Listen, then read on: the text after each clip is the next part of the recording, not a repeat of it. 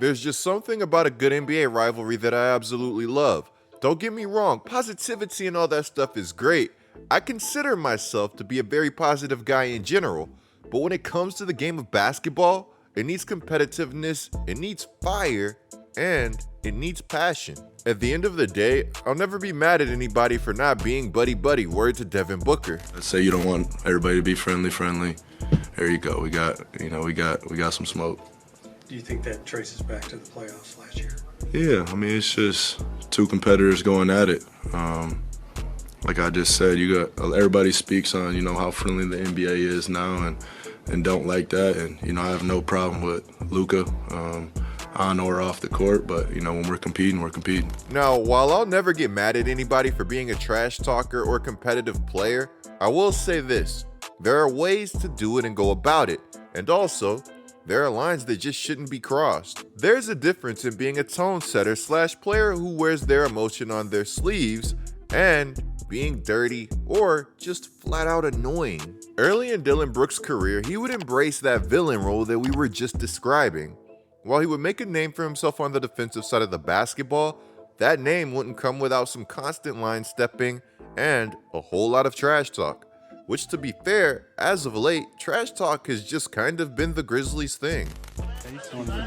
Missed field goal attempt, go to the line and shoot some free throws. Only his third and fourth. The second pick, some were saying, oh, well, that's the consolation after Zion, but I'll tell you what. Revisit that draft. Exactly.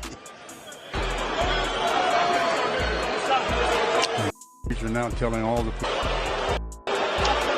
One of the biggest things about talking trash is that you absolutely have to back it up, or trust me, there will be consequences. Not everybody is Tim Duncan or Kawhi Leonard. There's really nothing better than making a trash talker eat their words. I know that LeBron James was just floating after this dunk against the Memphis Grizzlies. While the Grizzlies have had their share of beefs, without a doubt their biggest beef is with none other than last season's NBA champs, the Golden State Warriors. And let's just say that recently, this beef has been taken to an entirely different level by two players who actually hate each other, and we have to talk about that. But first, today's content is brought to you guys by SoRare, and check it out. I want you guys to join my private league on SoRare so that we can play with each other in weekly NBA tournaments. The league is pretty awesome. There's no cost to enter, and also you'll get updates on my channel on how the league is doing. So bring your A game, because the more you win, the more you'll be seen on here. With SoRare, you own and build teams by buying, selling, collecting, and trading officially licensed digital player cards to compete with them in fantasy games, just like a general manager. Check out some of the cards that I have collected so far. Also, let's go ahead and take a look at my upcoming lineup. Whenever Tatum plays, he's an absolute beast, so you know we had to go ahead and make my guy my MVP. Tatum, I'm going to need some big games out of you because I'm not trying to lose to you guys. Guys, use the link in the description below to sign up for SoRare and to join my private NBA league. If you sign up using my link, you'll receive 20 free common cards to help you get started. With these common cards, you can enter into my common pickup tournament. But if you want a chance at prizes like NBA store gift cards, then join my limited contender tournament. Huge shout out to SoRare for sponsoring today's content.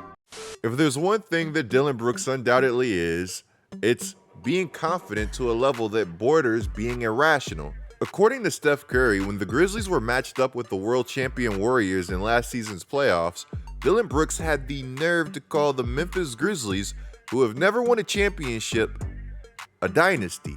Now, before Grizzlies fans get mad at me, I actually do think that they'll win one in the near future with their current core. That is, if they play their cards right and swing for the right home run when the time comes. That being said, calling yourself a dynasty before you win a championship just seems a little premature to me. I think that one you kind of have to earn. Apparently, Brooks also said that they know we're going to come every single year. We're young and they're getting old, so they know we're coming every single year. I don't know about you guys, but I love the confidence. It's not every day that you see people continuing to talk trash when they've already clearly lost. If you ask me, that's the mark of a true trash talker and somebody that's fully committed to their craft. I've always felt like the worst trash talkers are the ones that only talk when they are winning or have already won. Luka Doncic knows exactly what I'm talking about with this one. March 3rd, Dillon Brooks would carry out an ESPN interview hosted by Tim Keown, where he would let everybody know exactly how committed he really was to his craft. During this interview, he would also announce his true feelings about none other than the Golden State Warriors and the former DPOY himself, Draymond Green. Quote, "I don't like Draymond at all. I just don't like Golden State. I don't like anything to do with them. Draymond talks a lot, gets away with a lot too. His game is cool with Golden State, but if you put him anywhere else, you're not going to know who Draymond is. He plays with heart, he plays hard, he knows the ins and outs of their defense. I guess that's why they like him over there." End quote. As you guys could guess, Draymond would take exception to this. Dre would go on to air out his grievances with what Brooks said via his own podcast. To quote Dre, "I quite frankly wouldn't like a team that beats me all of the time either. You were a little kid in high school watching us win championships. You should be happy you even witnessed that. If you ever wondered why the Memphis Grizzlies are not ready to compete for a championship, look no further than this idiot right here.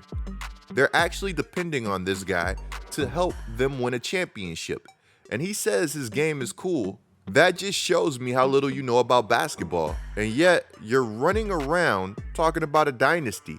The dynasty starts after you, not with you. I'm trying to figure out why they like you in Memphis. Or do they like you in Memphis? That's a better question. I'm not sure your teammates like you, but I can tell you why they like me over in Golden State. When you contribute in the way that I've contributed to 4 championships, they tend to like you."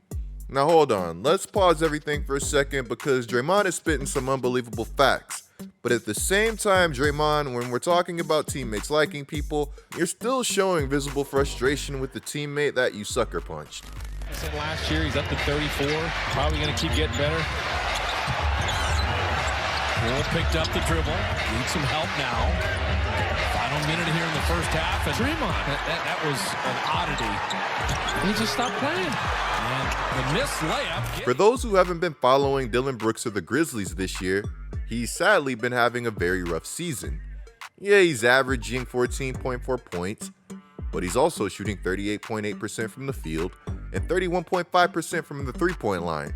As somebody who's liked this game in the past, this season, a lot of the time when he shoots the ball, I find myself saying there's no way that that's the best shot that the Memphis Grizzlies could have gotten within that 24 seconds. Brooks is a player that has a lot of talent, but something has been off this year and I can't quite put my finger on it. Brooks' season has been so rough this year that even Grizzlies fans have booed him. And while he shrugged it off, I know that getting booed by your own fans probably hits differently. When I heard those boos, I felt bad for him. Now, amid all of this controversy, Brooks and Green would have the opportunity to do much more than just talk, seeing as they would face off March 9th. Let's just say that them facing off went exactly how everybody expected it to go. Steal. Brooks by Green puts it up and in. Oh, they're talking. They're discussing the podcast.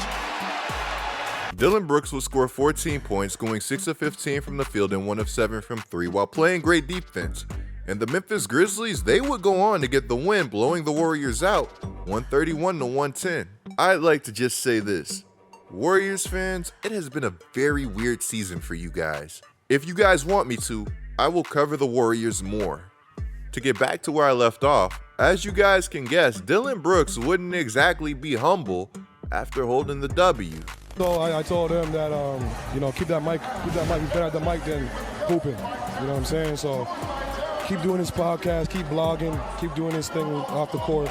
It's cute, it's fun for him. Hey, thank you, appreciate it. You should give the mic to Draymond. What's really comedy about this whole exchange is that in the end, Dillon Brooks is the one who ends up feeling like things went too far, saying that the fact that he was trying to pin my teammates against me, that was a low blow. That's the type of stuff, that's the type of player he is. I ain't out here getting into physical altercations with my teammates. Even though Brooks makes a very solid point at the end there, it's really hard to give this guy the benefit of the doubt because you can't be out here comparing yourself to Draymond Green. Respectfully, because Brooks is not Draymond. Draymond is one of the best defenders to play the game of basketball. We are talking about a 4-time NBA champion here. I really feel like a lot of people forget exactly how good prime Draymond was. This guy could wreck an entire game on both sides of the floor without scoring a basket. A lot of people like to talk about Draymond being a system player, but I mean, what if he helped make that system? Defensively, what if he was the system? I can imagine Steven Adams somewhere right now looking at this exchange and just shaking his head. The Grizzlies have a lot of talent, and they're going to be good for a really long time if they keep their heads on straight. But as of right now, I feel like this team is focused on all the wrong things. In hindsight, me making this video is kind of funny because I'm sitting here gassing up trash talkers and then I'm like, wait a minute, Tim Duncan is literally one of my favorite players. I guess having that balance in the league is very important. Guys, let me know what you think of everything down in the comments below. Clicking the video on the screen right now is a great way to support my channel. I'm GetLikeCoop, bringing you guys the scoop until our next upload.